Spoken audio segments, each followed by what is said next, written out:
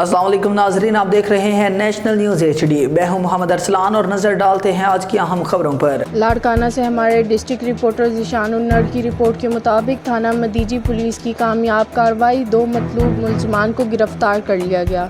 SP Shikarpur Shahzeb चाचड़ की सरबराही में ज़िला शिकारपुर पुलिस का जराइम पेशा अनासर के खिलाफ क्रैकडाउन जारी। मदीजी थाना के SHO शाहनवाज शेख की पुलिस पार्टी के हमरा कामयाब कार्रवाई। खुफिया इतला पर कार्रवाई करते हुए गांव राहौजो दौरान गश्त मतलूब मुलजमान को गिरफ्तार कर लिया। मज़कूरा मुलजमान दहशतगर्दी के मुकदमात में मतलूब थे। मुलजमान को मज़ीद तफ्तीश के लिए इन्वेस्टिगेशन हुकाम के हवाले भी कर दिया गया है।